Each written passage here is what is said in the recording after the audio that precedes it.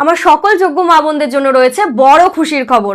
একটা গুরুত্বপূর্ণ বার্তা আপনাদেরকে আজকে দেব। তো মাননীয় মুখ্যমন্ত্রী শুভেন্দু অধিকারী মহাশয় কি কি জানিয়েছেন অন্নপূর্ণা ভান্ডার নিয়ে, চলুন জেনে নিই এক নজরে। আজকের ভিডিওটি অন্নপূর্ণা ভান্ডার নিয়ে অত্যন্ত গুরুত্বপূর্ণ, তাই ভিডিওটি শেষ পর্যন্ত অবশ্যই দেখবেন, কারণ আজ এমন কিছু গুরুত্বপূর্ণ আপডেট রয়েছে যা অনেকেরই জানা দরকার। প্রথমেই জানিয়ে রাখি, অন্নপূর্ণা ভান্ডারের আবেদন 31শে জুলাই পর্যন্ত নেওয়া হয়েছে। এই সময়ের মধ্যে মোট প্রায় 2,16,00,000 মা বোন আবেদন করেছেন। এরপর নেতাজি ইন্ডোর স্টেডিয়ামে অনুষ্ঠিত সরকারি অনুষ্ঠানে জানানো হয়েছে, যাচাই বাছাইয়ের পর প্রায় 1,19,00,000 মা বোনকে এই প্রকল্পের আওতায় আনা হয়েছে। এখন অনেকেই প্রশ্ন করছেন, তাহলে বাকি আবেদনকারীদের কি হবে? যারা এখনো টাকা পাননি তারা কি টাকা পাবেন? এই বিষয়টি নিয়েই আমি আগের একটি ভিডিওতেও আপনাদের জানিয়েছিলাম। মাননীয় মালতী রাভা রায় মহাশয়া জানিয়েছিলেন সমস্ত আবেদনকারীর ভেরিফিকেশনের কাজ চলছে, সেই কারণেই অনেক যোগ্য মা বোনের টাকা পেতে কিছুটা সময় লাগছে। বর্তমানে ভেরিফিকেশনের কাজ প্রায় শেষ পর্যায়ে রয়েছে। প্রতিটি আবেদন খুব ভালোভাবে যাচাই করা হচ্ছে, যাতে কোনো যোগ্য আবেদনকারী সুবিধা থেকে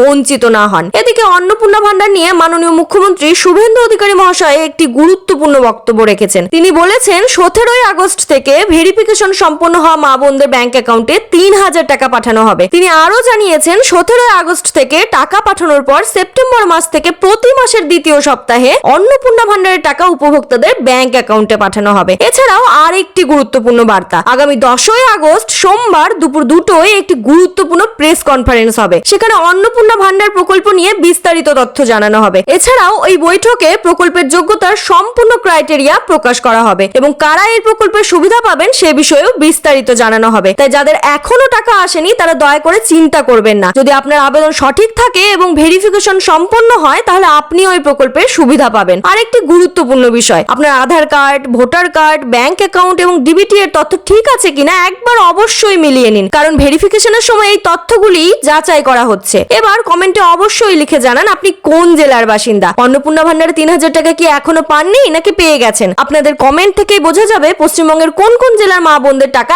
এখনো বাকি রয়েছে। অনেক অজানা তথ্য আমাদের অজানাই থেকে যায়, তাই নতুন নতুন তথ্য জানতে এখনই লাইক, ফলো, সাবস্ক্রাইব করে পাশে থাকুন। ধন্যবাদ সকলকে।